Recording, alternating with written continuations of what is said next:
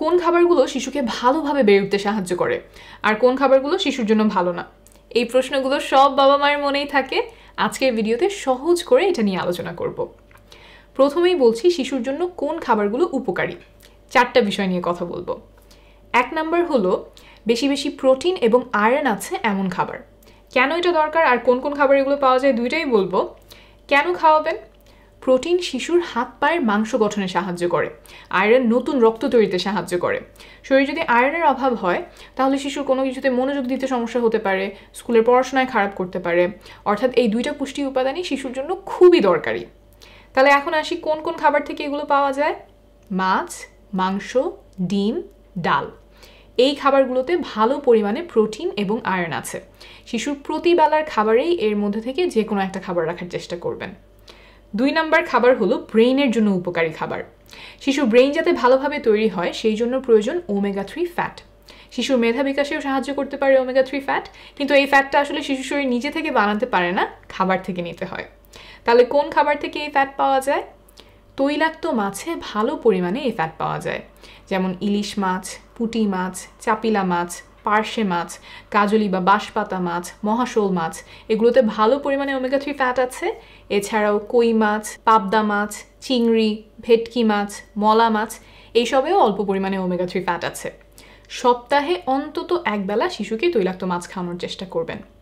এছাড়াও অন্যান্য খাবার যেমন বিভিন্ন ধরনের বাদাম থেকে ওমেগা 3 ফ্যাট পাওয়া যায়, তবে এটা যাদের বয়স 5 বছরের বেশি তাদের জন্য, কারণ ছোট শিশুদের গলায় বাদাম আটকে যেতে পারে।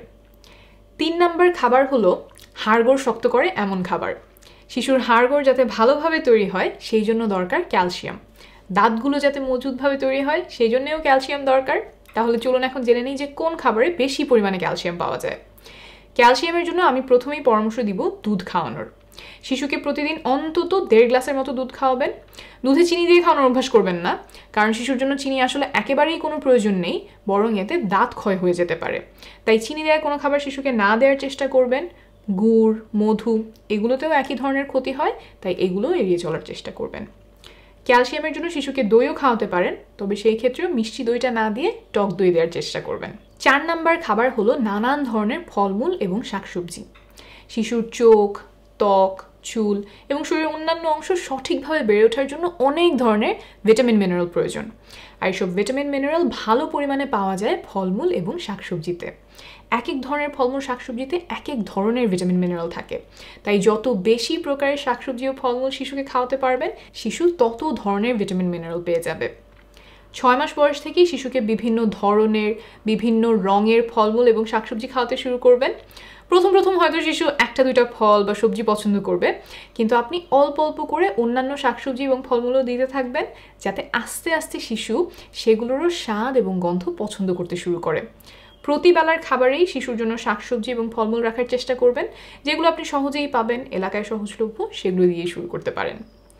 শিশু ভালোভাবে বেড়ে ওঠার জন্য খাবারের পাশাপাশি আরেকটা বিষয় খুব গুরুত্বপূর্ণ, সেটা হলো খেলাধুলা। এটা নিয়ে অল্প করে একটু বলি। খেলাধুলা করলে শিশুর বুদ্ধির বিকাশ হয়, মনোযোগ বাড়ে, স্মৃতিশক্তি বাড়তে পারে, সাথে শারীরিকভাবেও শিশু ভালো মতো বেড়ে ওঠে। কিন্তু আসলে অনেকেই খেলাধুলাকে সময় নষ্ট মনে করেন, কিন্তু সেইটা ভুল ধারণা। কতক্ষণ শিশুর খেলাধুলা করা দরকার? দিনে অন্তত 1 ঘন্টা শিশুকে খেলাধুলা করতে দিতে হবে। আর বয়স যদি 3-4 বছর হয় তাহলে সময়টা আরও বাড়বে, তখন দিনে অন্তত 1.5 ঘন্টা করে খেলাধুলা করার প্রয়োজন। আর এর থেকে বেশি সময় ধরে খেলাধুলা করলে আরও ভালো। এখন আসি কোন খাবারগুলো শিশুর জন্য ভালো না। আমরা অনেকেই চিন্তা করি যে চিপস, চকলেট, লজেন্স, আইসক্রিম, তারপর নুডলস, বিস্কিট, মিষ্টি, বাটার বান, কেক, পেস্ট্রি, দোকানের প্যাকেট জুস, সফট ড্রিঙ্কস, এগুলো হচ্ছে শিশুদের খাবার। কিন্তু এই ধারণাটা আসলে ভুল। শিশুদের ভালোভাবে বেড়ে ওঠার জন্য যেসব ভিটামিন মিনারেল দরকার সেগুলো এইসব খাবারে খুবই অল্প পরিমাণে থাকে। তাই এইসব খাবার যদি শিশুদের বেশি বেশি খাওয়ানো হয় তাহলে তাদের শরীরে পুষ্টির অভাব দেখা দিতে পারে। আর এইসব খাবারের আরেকটা সমস্যা হচ্ছে এগুলোতে অনেক সময় অতিরিক্ত চিনি, লবণ, তেল চর্বি থাকে, যা শিশুর স্বাস্থ্যের জন্য খুবই ক্ষতিকর। এইসব খাবার যদি খুব নিয়মিত শিশুকে খাওয়ানো হয় তখন দেখা যায় যে অল্প বয়সে তার ওজন বেড়ে যাচ্ছে, শরীরে অতিরিক্ত চর্বি জমছে, আর একবার ছোটবেলায় ওজন বেড়ে গেলে বড় হয়েও ওজন অতিরিক্ত থেকে যায় বেশিরভাগ ক্ষেত্রে। অর্থাৎ এইসব খাবার থেকে শিশু উপকারী কিছু পায় না বললেই চলে, বরং ক্ষতিকর অনেক উপাদান শিশুর শরীরে ঢুকে যায়। তাই শিশুকে এইসব খাবার খাওয়ানো যতখানি সম্ভব এড়িয়ে চলবেন। এই ভিডিওতে অনেকগুলো তথ্য দিলাম, সব হয়তো আপনার মনে থাকবে না। ইন্টারনেটে সহায় হেলথ লিখে সার্চ দিলে এবং গ্রামীণ ফোনের ইউটিউব চ্যানেলে গেলে এই বিষয় সহ অন্যান্য অনেক বিষয়ে নির্ভরযোগ্য তথ্য পেয়ে যাবেন। আপনার জন্য অনেক শুভকামনা থাকলো।